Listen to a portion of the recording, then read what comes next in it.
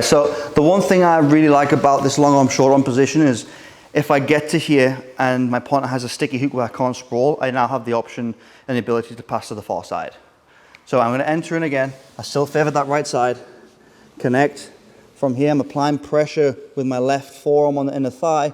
Okay, I try to step up, okay, and I'm trying to sprawl. But if you notice, this hook on my right leg is super sticky. So if I just turn this direction for a second, you'll see, like, no matter how much I try to sprawl this leg, it's still staying sticky. So we're going to focus on now shelving this leg that's being sticky to me. Okay. So what we're going to look at, I'm going to make sure that I tilt my right hip towards the floor. Again, last week we looked at knee position versus ankle positioning, and if Luke's knee is parallel to the floor, this hook will be sticky. But if his knee's high to my ribs, his foot will be less sticky and more exposed to get shelved. So obviously, because I'm tilting my hip to the outside, this is making his hook super sticky. But this is more to get a reaction of him to lift his knee back up to allow me to then shelve. So when we're here, I step. From this point, I try to sprawl. It's super sticky, but I'm leaning for him to force his hips back up like this to make it less sticky. Now, as I feel it's coming back up towards me, now I can go here. Left knee to heel. And now I'm shelving. Now I have his shin across my hip line, but now I'm passing on the far side. The great thing with the long arm, short arm is that I'm dominating both sides of his body. His right hip here is pinned to this side, and I have freedom to pass towards his right without worrying about him trying to turn and face me, because I have this leg pinned here. So if we just come back to the middle of it here. I'm into position. 1, 2, try to sprawl, it's not happening. My right knee comes to the center line and I lean. This just to get a reaction of trying to lift his knee back to center where I can start bringing this left heel back. So left knee to heel, and I've shelved this leg. There's no way Luke can turn and face me if I have enough pressure through my left forearm. Another good thing about this position with my hands is if I can't pass off the legs with my knee, so I can't step over his knee line. If I can't step over this knee line with my knee because it's super high, this grip in my forearm position allows me to just tripod up and create a much better angle to pass. So rather than it being a pass off with my knees, it'd be more of a hip pass off. So I come up here, I can get past with my hip, and I pass off with my hips back into this position. But because I have this positioning of my forearm on the inner thigh, once I'm here, I drive a lot of weight into this forearm. Now Luke can't turn and face me. Turn and face me, Luke.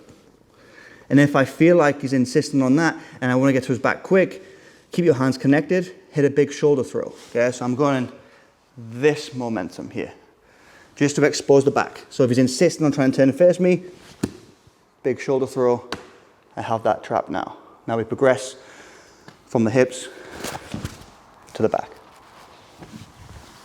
So let's just go this side here. So we're here, I've entered in, long arm, short arm. That sprawl is not getting rid of it, okay? So I come back to center and think about what I need to do next.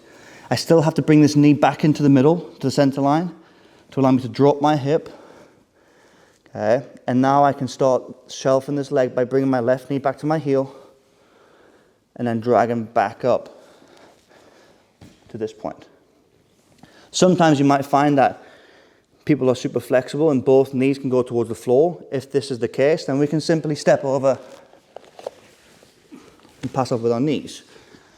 But not everyone is blessed with super flexible hips, and their hips will be pretty much stuck here. So because I've pinned this hip to the floor, this knee will typically be high.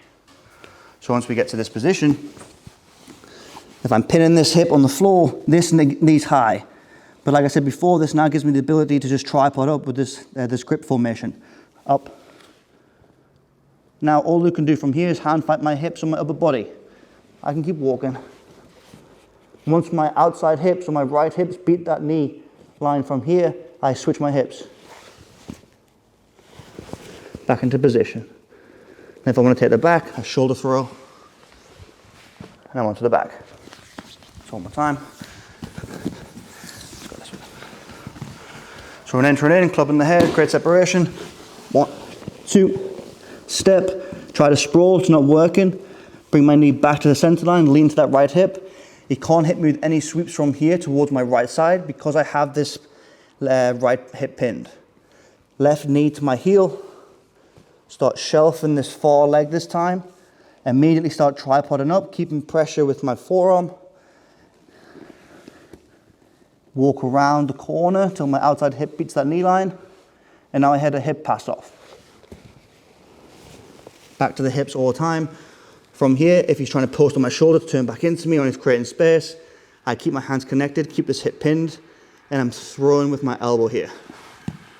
Here. Come to that trap, and then progress straight to the scapula. Don't take too long going from here to here, where I might get stuck. As soon as I'm here, I'm pulling myself chest to the scapula. Then finishing with any back take you wish from there. Everyone cool? Let's go, guys. 1, 2, 3.